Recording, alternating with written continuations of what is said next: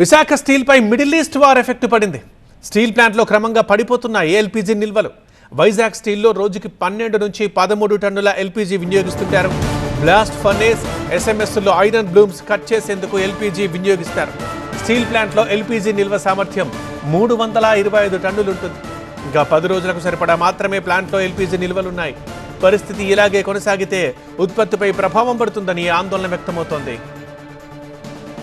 Vizag steel ప్రస్తుత పరిస్థితికి సంబంధించి ఫుల్ డీటెయిల్స్ మా సీనియర్ కరెస్పాండెంట్ ఖాజా అందిస్తారు. ఖాజా, పశ్చిమాసియాలోని యుద్ధం సెగ విశాఖ స్టీల్ ప్లాంట్కు తాకుతోంది. లిక్విడ్ పెట్రోలియం గ్యాస్ కొరతతో ఉక్కుపై తీవ్ర ప్రభావం చూపుతుందని కార్మిక సంఘాలు ఆందోళన వ్యక్తం చేస్తున్నాయి. ఇదే అంశంపై మనతో మాట్లాడేందుకు విశాఖ ఉక్కు పరిరక్షణ పోరాట కమిటీ కన్వీనర్ అయోధ్య రామ్ ఉన్నారు. సరే, వాస్తవానికి విశాఖ స్టీల్ ప్లాంట్లో ఎల్పీజీ గ్యాస్ వినియోగం ఏ ఉత్పత్తి కోసం వినియోగిస్తుంటారు, ఏ విభాగాల్లో వాడుతుంటారు? ఇది అమెరికా పుణ్యమాని ఇజ్రాయెల్ ఇరాన్ మధ్య జరుగుతున్న యుద్ధం భారతదేశాన్ని తాకింది.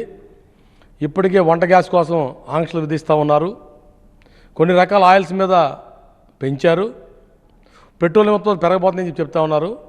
ఈ నేపథ్యంలో విశాఖపట్నం స్టీల్ ప్లాంటులో ఉక్కు తయారు చేయాలంటే వివిధ రాష్ట్రాల నుంచి, వివిధ దేశాల నుంచి 20 రకాల రా మెటీరియల్స్ తీసుకొచ్చి విశాఖపట్నం స్టీల్ ప్లాంటు ఇనుము తయారు చేస్తూ ఉంటుంది.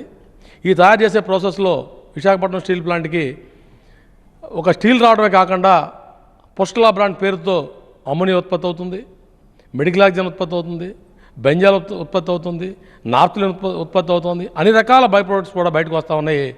30,000 మంది పైచులకు ఉద్యోగులు పనిచేస్తూ వేల కోట్ల రూపాయలు వెచ్చించి పనిచేసే ఉక్కు కర్మాగారంలో ఈరోజు ఎల్పీజీ 12 టన్నులు రోజుకు వాడుతూ ఉంటాం.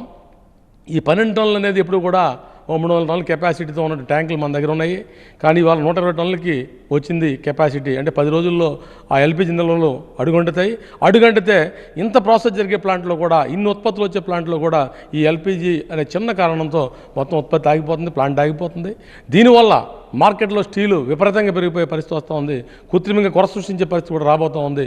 కట్టడాలు ఆపుకోలేం కాబట్టి ఈ నేపథ్యంలో ఇప్పటికే 300 టన్నుల డబ్బులు చెల్లించి ఉన్నాం కాబట్టి సత్వరమే కేంద్ర పెట్రోలియం శాఖ మంత్రివర్యుల మీద మన రాష్ట్ర ముఖ్యమంత్రి చంద్రబాబు నాయుడు గారు ఒత్తిడి తీసుకొచ్చి విశాఖపట్నం స్టీల్ ప్లాంట్ ఇప్పించాలని చెప్పేసి ఇప్పుడు మార్చి నెలలో ఉవ్వెత్తున ఉత్పత్తులు వెళ్తూ ఉన్నాయి. ఉత్పత్తి వచ్చినట్టు మార్కెట్లోకి పోతూ ఉంది. ఫిబ్రవరి నెలలో 34 కోట్ల రూపాయల లాభాలు వచ్చినాయి. ఈ నెలలో కూడా ఖచ్చితంగా 150 కోట్ల రూపాయలు లాభాల వైపు మేము పోతా ఉన్నాం.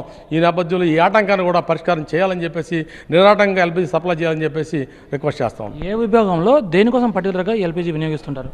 బ్లాస్ట్ ఫర్నెస్లో అన్ని ధాతువులు వేసి కరిగించి దాని ద్రవ రూపంలో ఉన్న ఉక్కును తీసుకొచ్చి లిక్విడ్ రూపంలో దిమ్మలుగా పోసే క్రమంలో దిమ్మలు తయారవుతాయి. ఆ దిమ్మలు కట్ చేయడం కోసం ఎల్పీజీ ప్రధానంగా వాడతారు. అంటే ప్రస్తుతం ఉన్న పరిస్థితుల్లో 10 రోజులు అంటున్నారు. దాని తర్వాత ఈ కొరత ఇలాగే కొనసాగితే పరిస్థితి ఏ విధంగా ఉండబోతుంది? ఖచ్చితంగా ప్లాంట్ మూత మూసుకోవాలి. మూత మూసుకుంటే ఉత్పత్తులు ఆగిపోవడమే కాదు, బై ప్రొడక్ట్స్ ఆగిపోవడమే కాదు, నష్టాలు రావడమే కాదు, కొన్ని ఎక్విప్మెంట్స్ కూడా దెబ్బతినేదానికి అవకాశం ఉంటుంది. కొన్ని గ్యాసెస్ని కూడా మనం మెయింటైన్ చేయాలి. అక్కడ ప్రమాదకరమైన గ్యాసెస్ కూడా మన దగ్గర ఉంటాయి. కాబట్టి ఎన్నిటికీ ఇబ్బంది లేకుండా ఉండాలి. ప్లాంట్ సజావుగా 300 రోజులు జరగాల్సిందే. ఈవెన్ ఉద్యుత్ టైంలో కూడా దాన్ని పవర్ ఇచ్చి ఆదుకున్నారు ఆ రోజుల్లో. కాబట్టి ఇప్పుడు కూడా చేయాలని చెప్పేసి రిక్వెస్ట్ చేస్తాం.